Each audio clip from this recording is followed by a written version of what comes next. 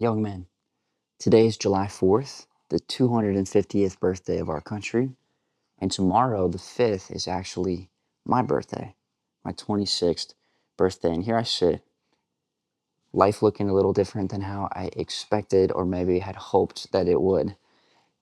Unfortunately, this week, some sickness has swept through our house. Lena came down sick on Tuesday, and since then, both of the boys have caught it as well. The last 2 days have been really hard. He's been doing pretty good, but this poor guy just can't sleep at all. His sinuses are fully congested, and especially last night, well, I guess 2 nights ago now, he just couldn't get down to bed.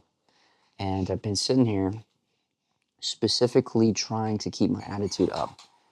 Today's the first morning that I've started to feel a little bit unwell. I've been praying, hoping that I could totally skirt this, that somehow, even though I've just been surrounded and covered as I hold these little guys and care for them in journeys, that somehow I would evade this sickness. I woke up this morning for the first time feeling scratchy. And I've been trying to think to myself all throughout the course of the last couple of days, how can I stay positive? And there's been one line that's been repeating in my mind, and I think it has been the absolute key. And I'm speaking to you young men because I think that this is one of the most important truths that you can learn if you care to grow up out of your boyishness into a man. I've been repeating this line. It is a privilege to serve. Sitting there at 3:30 in the morning, holding him on my chest, trying to rock him to sleep for an hour and having no success. All you want to do is close your eyes and go to bed. It is a privilege to serve. Running around trying to make food and get my wife things that she needs while taking care of two boys. It is a privilege to serve. Sitting here, I wake up this morning, Lord, I thought that you may be sparing me as I've gone through the last 3 days completely scotch-free, feeling great. I've been serving, I've been diligent. Can you honor that by keeping me well? And you wake up with a scratchy throat. It is a privilege to serve. It's a privilege to hold and care for two little boys with coughs and runny noses and fevers. It's a privilege to serve. The key to greatness in the kingdom of heaven. The kingdom of heaven that Jesus brought down here to earth that we can live out and enact now. It's service. The greatest among you is the servant of all. It's so counterintuitive to our flesh. It's totally opposite of what I want. But in that posture of service, something radical changes inside of you. There's been a certain amount of joy that I've been able to hold on to and cling to over the last couple of days that I never could have if I had been wallowing in self-pity. I don't tell you this to make myself high and mighty. This is a lesson that I have felt in time and time again. This is not the first time that my boys have been sick. I actually was really sick on Christmas this past year. I cannot say that I looked at that moment in my life through the same lens. I failed.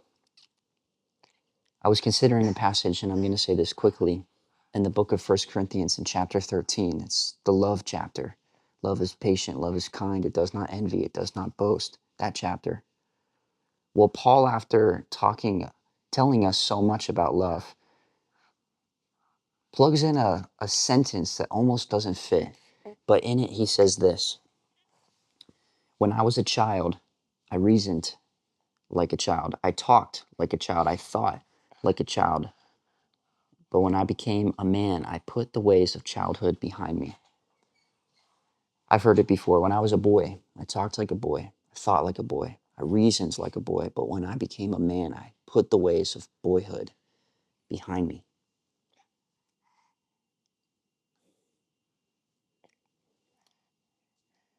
We are living in a generation of boys who have no reason to become men because we feel entitled to ease.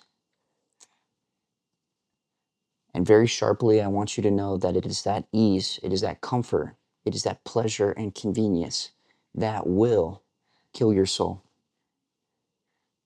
The thing you feel entitled to, that you should be able to live life on your own terms, on easy mode, that you should be allergic to work, that a job should be a word that we remove from our vocabulary.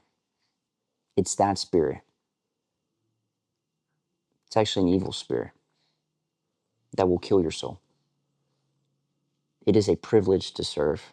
It was in taking on responsibility that the ways of boyhood had to leave. I don't talk like I did when I was a boy anymore. I don't think like I did when I was a boy. My reason, my why for getting up in the morning has changed, and I'm a better man because of it. So as I leave you, I want you to consider this. You may not have sons. You may not have a sick wife.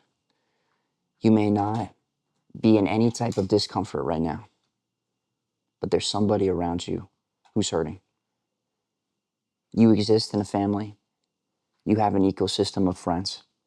There are people around you in your neighborhood, down the street, the grocery store, wherever, that are struggling and are hurting. Today, I want you to go and remove yourself from your own preoccupation and self-obsession and consider, how can I go and help somebody else?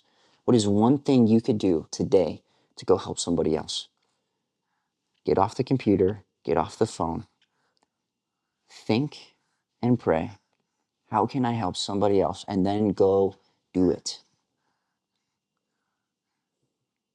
Get up and do it. Yes, Shepherd? Yes. Yes. Peace.